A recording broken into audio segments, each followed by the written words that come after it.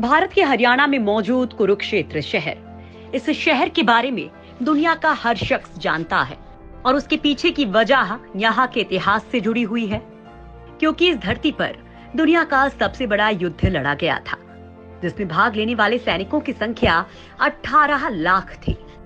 महाभारत के अनुसार इस युद्ध में भारत के सभी जनपदों सहित कुछ विदेशी राज्यों ने भी हिस्सा लिया था। माना जाता है कि महाभारत युद्ध में एकमात्र जीवित बचा कौरव युयुत्सुक था, जबकि 24,165 कौरव सैनिक लापता हो गए थे। महाभारत के युद्ध के बाद कौरवों की तरफ से 3 और पांडवों की तरफ से 15 यानी कुल 18 योद्धा ही जीवित बचे थे। पुराणों के अनुसार महाभारत का युद्ध 22 नवंबर 3067 ईसा पूर्व हुआ था। तब भगवान श्री कृष्ण 55 या 56 साल के थे। हालांकि कुछ विद्वान मानते हैं कि उनकी उम्र 83 साल की थी। महाभारत युद्ध के 36 साल बाद उन्होंने देह त्याग दी थी। इसका मतलब 119 साल की उम्र में उन्होंने देह त्याग किया था। महाभारत के युद्ध की एक खास बात और थी, और वो थी अभिमन्यु का चक्रव्यूह, जिसका आज भी जिक्र किया जाता है।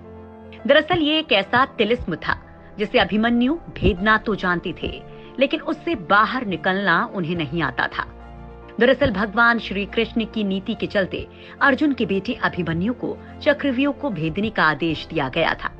ये जानते हुए भी कि अभिमन्यु चक्रव्यूह भेदना तो जानते हैं, लेकिन उससे बाहर निकलना नहीं जानते। दरअसल अभिमन्यु जब सुभद्रा के गर्भ में थे, तभी चक्रव्यूह को भेदना सीख गए थे, लेकिन बाद में उन्होंने चक्रव्यूह से बाहर निकलने की शिक्षा कभी नहीं ली। अभिमन्यु के चक्रव्यूह में जाने के बाद उन्हें चारों तरफ से घेर लिया गया था। घेर कर उनकी 7 योद्धाओं ने निर्मम तरीके से हत्या कर दी थी, जो कि युद्ध के नियमों के विरुद्ध था। कहते हैं कि श्री कृष्ण यही चाहते थे, जब नियम एक बार एक पक्ष तोड़ देता है तो दूसरे पक्ष को भी इसे तोड़ने का मौका मिलता है। दरअसल अभिमन्यु का बचपन अपने मामा श्री कृष्ण की द्वारका में ही बीता था। वहीं उन्होंने अस्त्र शस्त्र की ट्रेनिंग ली थी। वहाँ श्री कृष्ण उनसे कहते थे कि तुम्हें भविष्य में बहुत महत्वपूर्ण भूमिका निभानी है। महाभारत के युद्ध में अभिमन्यु सबसे कम उम्र का योद्धा था। अभिमन्यु ने अपनी माँ सुभद्रा की कोख में रहकर ही संपूर्ण युद्ध विद्या सीख ली थी। माँ के गर्भ में रहकर ही उसने चक्रव्यूह को भेदना सीखा था, लेकिन वो चक्रव्यूह को तोड़ना इसलिए नहीं सीख पाया क्योंकि जब इसकी शिक्षा दी जा रही थी तब उसकी माँ सो गई थी। चक्रव्यूह में कैसे फंस गया था अभिमन्यु? दरअसल चक्रव्यूह के बारे में कहा जाता है कि अगर कोई भी योद्धा व्यूह की दीवार तोड़कर अंदर जाने के लिए सामने वाले योद्धा को मारेगा, इसका मतलब ये कि उसे सामने खड़े योद्धा को मारकर तुरंत ही अंदर घुसना होगा, क्योंकि मारे गए योद्धा की जगह तुरंत ही दूसरा योद्धा लड़ने के लिए आ जाता है। इस तरह ये दीवार कभी टूटती नहीं है। दीवार को तोड़ने के लिए ठीक सामने वाले योद्धा को मारकर अंदर की योद्धा को भी मारते हुए अंदर घुसना होता है। लेकिन कोई भी नया या फिर चक्रव्यूह की जानकारी ना रखने वाला योद्धा अगल बगल के योद्धाओं से ही लड़ने लग जाता है, जिससे वो अंदर नहीं जा पाता है। जबकि अभिमन्यु चक्रव्यूह में घुसना जानता था।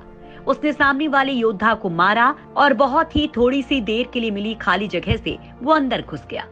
घुसते ही ये जगह फिर से बंद हो गई, क्योंकि मारे गए योद्धा की जगह किसी अन्य योद्धा ने ले ली थी। अभिमन्यु दीवार तोड़ते हुए अंदर तो घुस गया, लेकिन वो पीछे ये भी देख पाया कि दीवार फिर बन गई है। अब इससे बाहर निकलना मुश्किल हो गया, क्योंकि वो दीवार पहले के मुकाबले और मजबूत होती है। पहले यही सोचा गया था कि अभिमन्यु व्यूह को तोड़ेगा और उसके साथ अन्य योद्धा भी उसके पीछे से चक्रव्यूह में अंदर घुस जाएंगे। लेकिन जैसे ही अभिमन्यु घुसा और व्यूह फिर से बदला और पहली कतार पहले से ज्यादा मजबूत हो गई, तो पीछे के योद्धा भीम, सात्यकी, नकुल, सहदेव कोई भी अंदर घुस नहीं पाए। अब व्यूह के अंदर अभिमन्यु अकेला ही आगे बढ़ता गया। अभिमन्यु ने अकेले ही चक्रव्यूह के 6 चरण भेद दिए थे। इस दौरान अभिमन्यु ने दुर्योधन के बेटे लक्ष्मण को भी मार दिया था। बेटे की मौत से गुस्साए दुर्योधन ने सारे नियम ताक पर रख दिए थे। 6 चरण पार करने के बाद अभिमन्यु जैसे ही 7वें और आखिरी चरण पर पहुंचे, तो उसे दुर्योधन, जयद्रथ समेत 7 महारथियों ने घेर लिया था। फिर भी अभिमन्यु उनसे लड़ते रहे। अपनी रक्षा करने के लिए अभिमन्यु ने अपने रथ के पहिए को अपने ऊपर रक्षा कवच बनाते हुए रख लिया और दाएं हाथ से तलवारबाजी करता रहा। कुछ देर बाद अभिमन्यु की तलवार टूट गई और रथ का पहिया भी चकनाचूर हो गया, जिसके बाद उनको बड़ी ही बेरहमी से मार दिया गया। आखिर चक्रव्यूह को क्यों माना जाता है खतरनाक? कहते हैं कि चक्रव्यूह की रचना द्रोण ने की थी।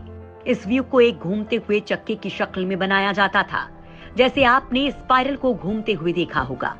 कोई भी नया योद्धा इस व्यूह के खुले हुए हिस्से में घुसकर वार करता है या किसी एक सैनिक को मारकर अंदर घुस जाता है। ये समय कुछ देर का ही होता है, क्योंकि मारे गए सैनिक की जगह तुरंत ही दूसरा सैनिक ले लेता है। तब उसके बाहर निकलने के रास्ते बंद हो जाते हैं। व्यूह में घुस जाने के बाद अब योद्धा चौथे स्तर के ताकतवर योद्धाओं के सामने खुद को खड़ा पाता है। चक्रव्यूह को देखने पर इसमें अंदर जाने का रास्ता तो नजर आता है, लेकिन बाहर निकलने का रास्ता नजर नहीं आता। ये तो कोई बहुत ध्यान से देखे तो ही संभव होगा, लेकिन इसके लिए आपको आसमान से देखना होगा। इस चक्रव्यूह में योद्धा लगातार लड़ते हुए अंदर की ओर बढ़ता जाएगा और थकता भी जाएगा, लेकिन जैसे जैसे वो अंदर जाता जाएगा, अंदर के जिन योद्धाओं से उसका सामना होगा वो थके हुए नहीं होंगे। ऊपर से वे पहले वाले योद्धाओं से ज्यादा शक्तिशाली और ज्यादा अनुभवी भी होंगे। शारीरिक और मानसिक रूप से थके हुए योद्धा के लिए एक बार अंदर फंस जाने पर जीतना या बाहर निकलना कठिन हो जाता है। अभिमन्यु के साथ भी यही हुआ होगा।